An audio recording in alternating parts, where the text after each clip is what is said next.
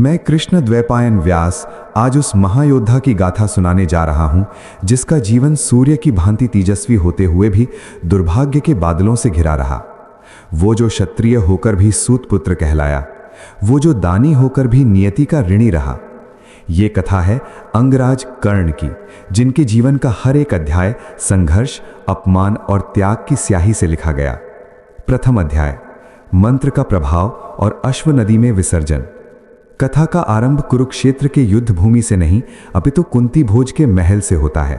पृथा यानी कुंती, जो शैशवावस्था में ही अपने पिता शूरसेन द्वारा कुंती भोज को गोद दी गई थी, ऋषि दुर्वासा की सेवा में लीन थी। ऋषि दुर्वासा, जो अपने क्रोध के लिए विख्यात थे, कुंती की सेवा से इतने प्रसन्न हुए कि उन्होंने उसे वशीकरण मंत्र प्रदान किया। यह मंत्र किसी भी देवता को बुलाकर उनसे पुत्र प्राप्ति का वरदान दे सकता था। एक दिन कौतूहलवश कुमारी कुंती ने उगते हुए सूर्य यानी आदित्य को देखा और मंत्र का परीक्षण करने का निर्णय लिया। मंत्र के प्रभाव से सूर्यदेव साक्षात प्रकट हुए। कुंती भयभीत हो गई, परंतु देव विधान को टाला नहीं जा सकता था। सूर्यदेव ने उसे आश्वासन दिया कि पुत्र प्राप्ति के बाद भी उसका कौमार्य अक्षुण्य रहेगा। इस संयोग से एक दिव्य बालक का जन्म हुआ, जो जन्मजात कवच और कुंडल से सुसज्जित था। यह कवच अमृतमयी था, जो उसे अभेद्य बनाता था। लोकलाज के भय से कुंती ने उस नवजात शिशु को त्यागने का कठोर निर्णय लिया। उसने एक मंजूषा बनवाई, उसे मोम से सील किया ताकि जल भीतर न जाए, और उसमें बालक को सुलाकर अश्व नदी यानी गंगा की एक सहायक नदी में बहा दिया। अश्व नदी से वो पेटी चर्मणवती नदी में गई, वहां से यमुना में और अंततः गंगा की लहरों में समा गई, जहां वो चंपा नगरी के तट पर पहुंची। द्वितीय अध्याय, राधेय का उदय और वज्रकीट का दंश। नियति ने उस बालक को अधिरथ नामक सूत यानी सारथी और उनकी पत्नी राधा की गोद में पहुंचाया। अधिरथ, जो धृतराष्ट्र के मित्र थे, निसंतान थे। उन्होंने उस तेजस्वी बालक को अपनाया और नाम दिया वसुषेण, यानी जिसके पास धन या स्वर्ण जन्म से हो। परंतु राधा के अपार स्नेह के कारण वो संसार में राधेय के नाम से प्रसिद्ध हुआ। बाल्यकाल से ही कर्ण की रुचि रथ हाँकने में नहीं अपितु शस्त्र चलाने में थी। जब वो द्रोणाचार्य के पास ब्रह्मास्त्र की विद्या मांगने गया तो द्रोण ने उसे सूत पुत्र कहकर अस्वीकार कर दिया। अपमान की इस अग्नि ने कर्ण को महेंद्र पर्वत पर भगवान परशुराम के पास ले आया। चूंकि परशुराम केवल ब्राह्मणों को शिक्षा देते थे, कर्ण ने स्वयं को भृगुवंशी ब्राह्मण बताकर उनसे शिक्षा ग्रहण की। वज्रकीट यानी अलर्क की घटना। कर्ण की शिक्षा पूर्णता की ओर थी। एक दिन गुरु परशुराम कर्ण की गोद में सिर रखकर विश्राम कर रहे थे। तभी वहां एक भयानक कीड़ा आया, जिसे पुराणों में वज्रकीट या अलर्क कहा गया है। इस कीड़े के 8 पैर और तीखे दांत थे। उसने कर्ण की जांघ को कुरेदना शुरू किया और मांस के भीतर घुसकर रक्त पीने लगा। गुरु की निद्रा भंग न हो, इसलिए कर्ण ने उस असहनीय पीड़ा को अविचल रहकर सहा। गर्म रक्त की धारा जब परशुराम के शरीर को छुई तो वे जाग उठे। कर्ण की सहन शक्ति देखकर वे समझ गए कि ये कोई ब्राह्मण नहीं हो सकता। क्रोधित होकर उन्होंने शाप दिया, रे दुष्ट, तूने छल से विद्या प्राप्त की है, अतः जब तुझे अपनी विद्या की सबसे अधिक आवश्यकता होगी तू ब्रह्मास्त्र के मंत्र भूल जाएगा। यही कर्ण के जीवन का सबसे बड़ा दुर्भाग्य बना। तृतीय अध्याय, शापों की त्रिवेणी। कर्ण केवल परशुराम के शाप से ही नहीं बंधा था, बल्कि 2 अन्य शाप भी उसकी मृत्यु का कारण बने। एक, ब्राह्मण का शाप। परशुराम के आश्रम से लौटते समय कर्ण शब्दभेदी बाण का अभ्यास कर रहा था। अनजाने में उसका बाण एक ब्राह्मण की गाय या बछड़े को लगा। उस ब्राह्मण ने शाप दिया, जैसे तुमने मेरे असहाय पशु को मारा है, वैसे ही तुम्हारे जीवन के अंतिम युद्ध में तुम्हारे रथ का पहिया धरती में धंस जाएगा और तुम असहाय हो जाओगे। 2, भूमि देवी का शाप यानी लोक कथा। दक्षिण भारत की लोक कथाओं के अनुसार एक बार कर्ण ने एक कन्या को रोते देखा, जिसका घी मिट्टी में गिर गया था। कर्ण ने मिट्टी को इतनी जोर से निचोड़ा कि घी वापस बर्तन में आ गया, लेकिन इससे धरती माता को पीड़ा हुई। उन्होंने शाप दिया कि युद्ध में वे उसके रथ के पहिए को जकड़ लेंगी। चतुर्थ अध्याय, रंगभूमि और अंगराज का अभिषेक।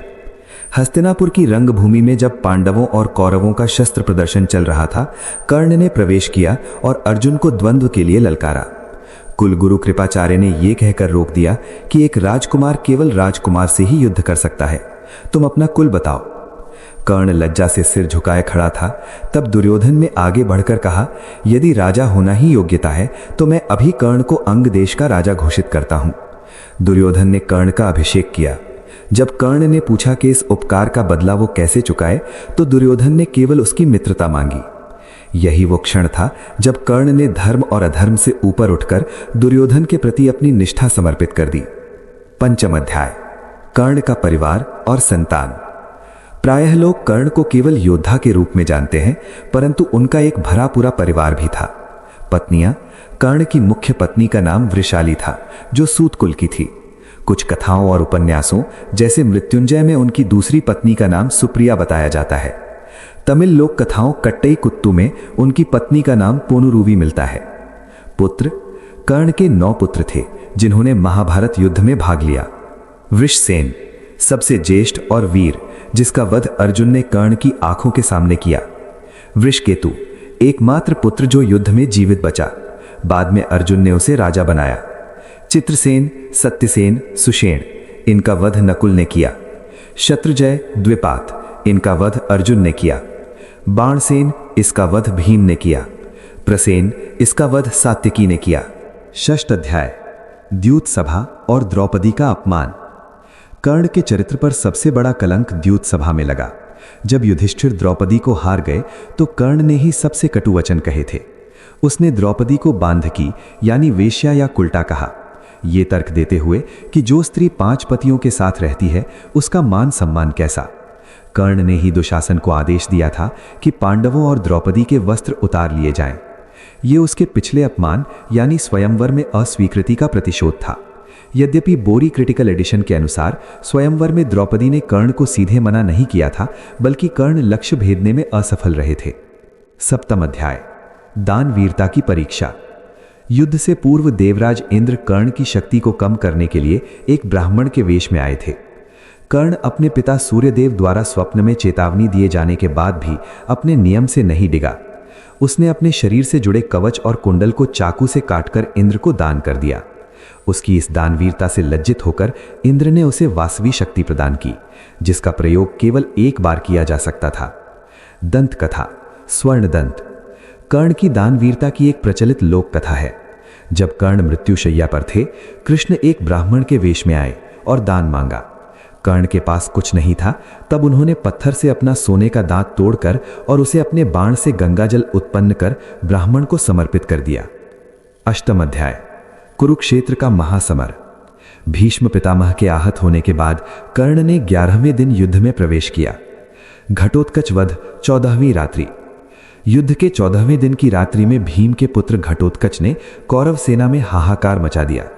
दुर्योधन के प्राण संकट में थे।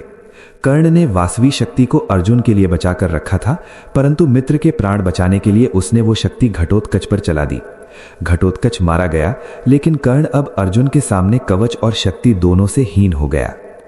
17वां दिन, निर्णायक युद्ध। कर्ण सेनापति बने। मद्रराज शल्य उनके सारथी बने, जो निरंतर कर्ण को हतोत्साहित कर रहे थे। शल्य ने कर्ण को नीचा दिखाने के लिए हंस और कौवे की कहानी सुनाई, जिसमें उसने कर्ण की तुलना कौवे से और अर्जुन की तुलना हंस से की। अंततः कर्ण और अर्जुन का आमना सामना हुआ। दोनों के बीच भयंकर युद्ध हुआ। कर्ण ने विजय धनुष धारण किया हुआ था। तभी एक साथ तीनों शाप जागृत हो उठे। 1, कर्ण के रथ का बायां पहिया धरती में धंस गया, ब्राह्मण या भूमि देवी का शाप। 2, जब उसने पहिया निकालने का प्रयास किया और अर्जुन पर ब्रह्मास्त्र चलाना चाहा तो वो मंत्र भूल गया, परशुराम का शाप। कर्ण ने अर्जुन से कहा, हे पार्थ, धर्म युद्ध के नियमों का पालन करो। मैं निहत्था हूं और रथ निकाल रहा हूं, मुझ पर प्रहार मत करो। तब श्री कृष्ण ने गरज कर कहा, कर्ण, आज तुम्हें धर्म याद आ रहा है? जब बालक अभिमन्यु को 6 महारथियों ने घेरा था, तब तुम्हारा धर्म कहां था? जब द्रौपदी का चीरहरण हो रहा था, तब तुम्हारा धर्म कहां था? कृष्ण के आदेश पर अर्जुन ने अंजलि का अस्त्र का संधान किया। एक भीषण गर्जना के साथ वो बाण चला और सूर्यपुत्र कर्ण का मस्तक धड़ से अलग हो गया। उसके शरीर से एक दिव्य ज्योति निकली और सूर्यमंडल में विलीन हो गई। 9वां अध्याय, अंत और रहस्योद्घाटन। युद्ध समाप्ति के बाद जब कुंती ने गंगा तट पर जाकर रोते हुए पांडवों को बताया कि कर्ण उनका ज्येष्ठ भ्राता था, तो युधिष्ठिर शोक के सागर में डूब गए। उन्होंने उसी क्षण समस्त नारी जाति को शाप दिया कि आज के बाद कोई भी स्त्री अपने मन में कोई रहस्य नहीं छिपा पाएगी।